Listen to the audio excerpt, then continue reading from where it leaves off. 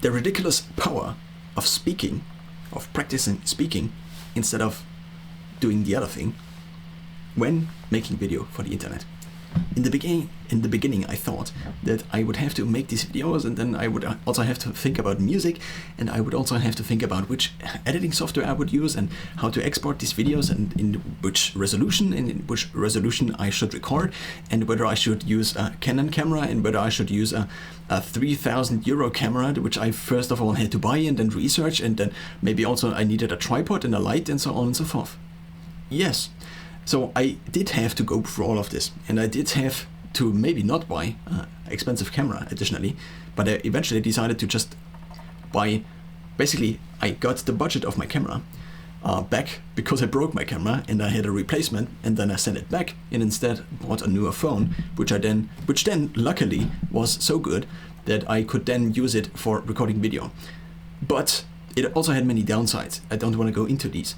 And I think I also had to go through all of these different issues in order to find a solution to them. Because if I didn't have a solution to them right now, then I would constantly ask myself these questions. Should I upload it in 4K to YouTube? Should I maybe film everything in landscape? And I am still asking myself the question of whether I should film longer videos, for example, in landscape, because everybody else also does.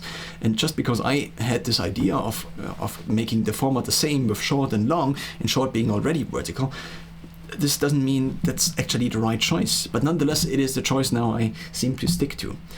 What I actually now want to dive into is, again, basically the power of speaking. It has now been a couple of days. And not only the power of speaking, but more specifically, the power of just practicing speaking and how this maybe impacts overall how many videos I am able to output, and also the quality of the videos, at least judged by my own, judged by me. Now, it has been a couple of days, and I started recording a little bit more again.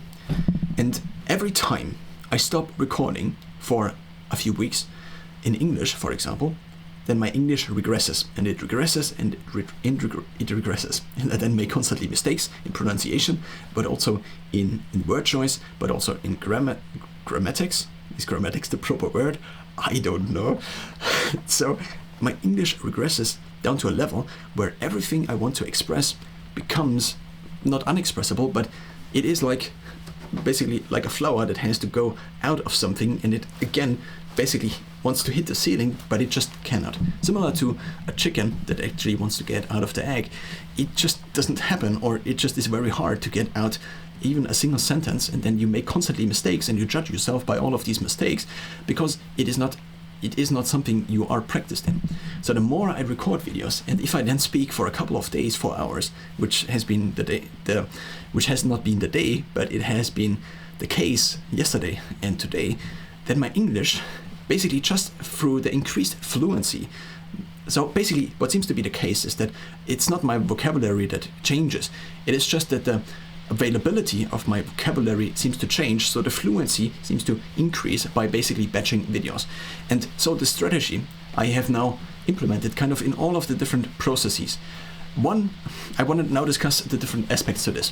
One aspect to this is, or one lens to look at this would be through the time spent on video production. If this is all of the time spent on video production, I'm trying to get this right. Now, if this is 100%, then if you spend this much time on recording the video, and this much time on ideation, and this much time on then post-production, and also uploading the video, so called distribution, then you're practicing speaking, not very much, but whenever you then try to express something, the speaking then to a certain extent is the limitation. So by basically creating a workflow that has mostly, now I'm still trying to get this right, I am not very practiced at this, which again is kind of the case in point. Basically, the more of my overall time, if maybe 80% of my time is speaking, which might be possible in the future if I can further automate or simplify other processes, the more of my time is speaking, or the less of my time speaking is, the less practiced I will become. And so there is also a compound interest, and not a compound interest, but a compound effect. And this seems to be very, very pronounced. If I don't practice English for maybe at least an hour a day, then my accent starts to kick in and all the other things I mentioned, and so my English goes down up to the point where I cannot really record videos just out of an idea, or I cannot put a video out into an idea, because it is just, then the quality is just so low that it just doesn't make sense. But of course I need to first of all go through maybe hours of recording until something turns out to be not that bad, at least in terms of pronunciation and so on and so forth.